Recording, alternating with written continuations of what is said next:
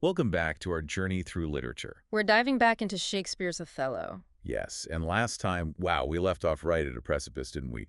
A real moment of profound delusion for Othello. Absolutely. Act 3 climaxed with Othello reaching that crisis point. He was utterly convinced by Iago's, deceptive ocular proof. That imagined scene with Cassio and the handkerchief, just poisonous. Completely. His mind was set, his rage boiling. He'd vowed revenge and, chillingly, even promoted Iago to lieutenant. And then that awful confrontation with Desdemona about the handkerchief. Yeah. Her totally innocent pleas for Cassio it just enraged him more. It really did. Act 3 was that tragic turning point. Othello made the fatal, irreversible choice to believe Iago. So today, we're exploring Act 4, and this is where we see the fallout, right? The consequences. Exactly. Our deep dive into Act 4 is going to track how Shakespeare just relentlessly dismantles Othello, his very essence. He goes from this noble general to, well, a monstrous shadow of himself. A complete unraveling. It is, and we'll see how this brutal unraveling seals the fate of everyone around him. His doom becomes inevitable and, crucially, self-wrought. It's not just about plot consequences, it's the psychological cascade after that terrible decision. Okay, let's get into that unraveling then. Starting with Act 4, Scene 1, Iago is, still pulling the strings. Oh, absolutely. He's the master puppeteer. He continues his manipulation, telling Othello that Cassio has actually confessed to the affair. Which is, of course, a blatant lie. A complete lie. But then he sets up this incredibly cruel scene, almost theatrical in its cruelty. The eavesdropping scene. Yes. He arranges for Othello to hide and observe while he questions Cassio, but he orchestrates it so it looks like Cassio is laughing about Desdemona. Which is just devastating for Othello to witness. It is, and this is where Iago solidifies that ocular proof Othello demanded, but with, a twist that's pure dramatic genius. Cassio isn't talking about Desdemona at all. He's talking about Bianca, his mistress. Precisely. But Othello, already consumed by jealousy, sees exactly what Iago wants him to see. And then Bianca herself shows up. Talk about timing. Right on cue, almost. Bianca arrives, angry, holding Desdemona's handkerchief. Cassio had given it to her to copy, remember? Oh, right. So she unwittingly hands Othello the final piece of evidence. Exactly. The visual proof, he thinks, confirms everything. This isn't just plot-falling action. Shakespeare is meticulously showing us the psychological collapse after that fatal choice. Each step Othello takes now is deeper into the abyss. And the public dimension of this scene is just shattering. Ludovico arrives from Venice. Yes, with news. Othello's recalled, and Cassio is going to be the new governor of Cyprus. And Desdemona reacts happily to this. Innocently happy. She's probably thinking Othello gets to go home, maybe Cassio can be reinstated now things are, seemingly resolved with Venice. But Othello sees it completely differently. Completely. He misinterprets her joy as relief that Cassio is staying, perhaps. Yeah. And then he strikes her. Publicly. Good heavens. In front of Ludovico, the Venetian envoy, what does that public act signify? It signifies a complete unraveling. Ludovico's shock is our shock, really. It highlights just how far Othello has fallen from that noble figure we met. Is his reputation crumbling in real time? Exactly. This scene shows Othello spiraling further into what the text calls savage madness. His reason is gone, consumed by this virus of jealousy, leaving only raw, destructive emotion. So the violence against Desdemona, witnessed by an outsider. It's proof of this profound psychological collapse. Meanwhile, Iago, he's at his peak cunning here.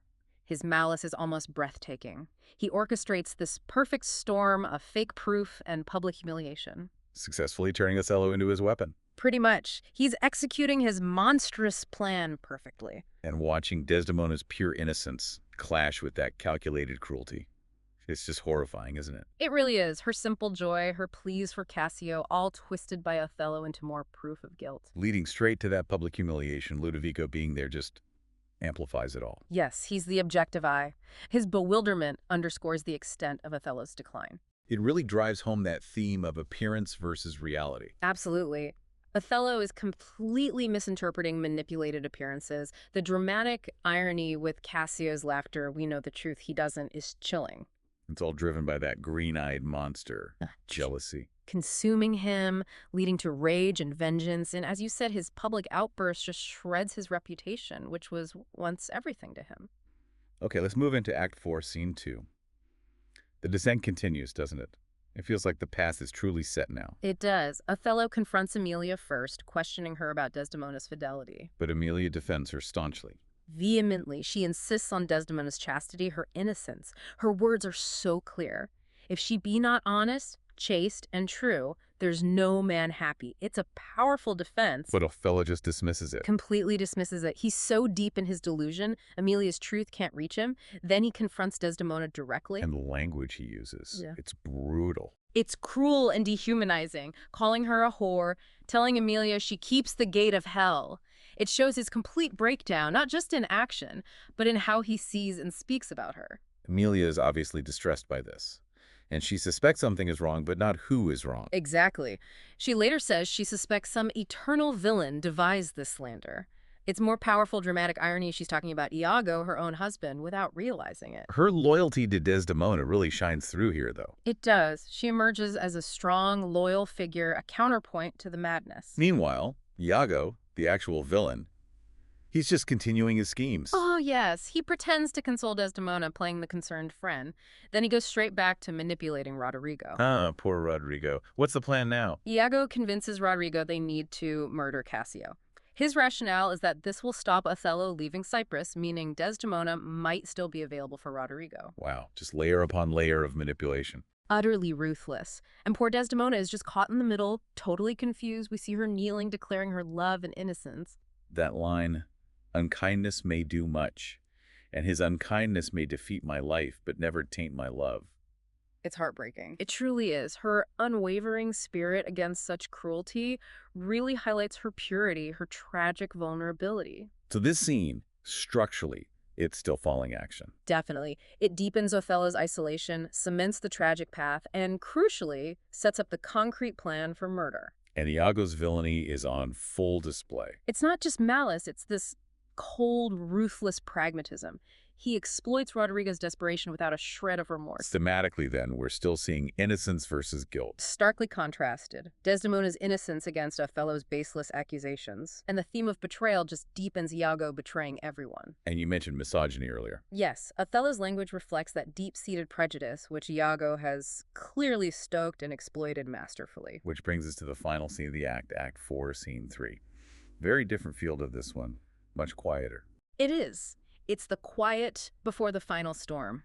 An intimate, poignant moment in Desdemona's bedchamber. She and Emilia are preparing for bed, and Desdemona sings the Willow Song. That incredibly melancholic song. She says she learned it from her mother's maid, Barbary, who died singing it after her love forsook her. So it's direct foreshadowing. Powerful foreshadowing, yes. It explicitly links Desdemona's fate to Barbary's another woman abandoned and destroyed by love.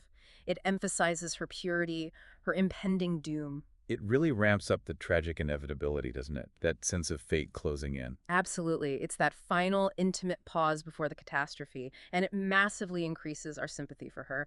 Still part of the falling action, but a pause to reflect on the victim. And her innocence is just crystal clear here. She insists she could never be unfaithful. I could not do such a thing for all the world, she says.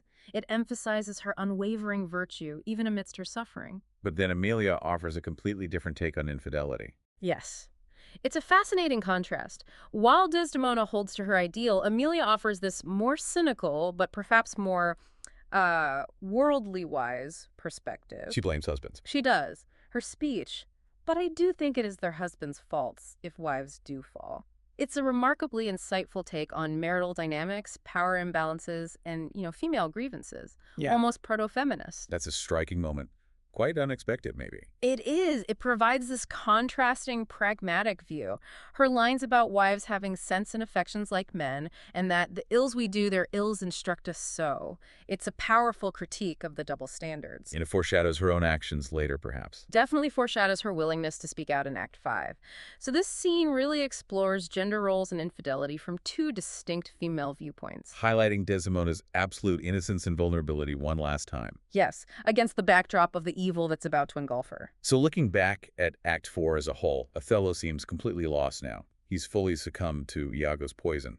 Absolutely. We've seen him publicly humiliate Desdemona, totally reject her innocence, and commit, internally at least, to her murder. The shift from his internal struggle in Act 3 to this outward, irrational, violent behavior is complete. It is. There's no turning back. His tragic path is set. And Desdemona remains this symbol of innocence and steadfast love, which just makes her fate feel even more devastating. So poignant.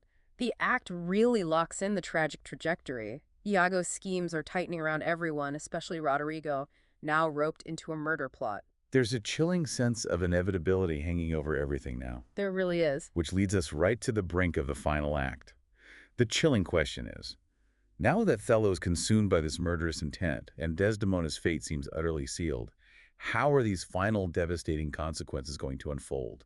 What revelations are waiting for those still blind to Iago's villainy? The stage is certainly set for an inevitable shattering climax. Thank you for joining us on this literary journey. If you're nodding along, help other curious minds discover these conversations too. Press like and subscribe.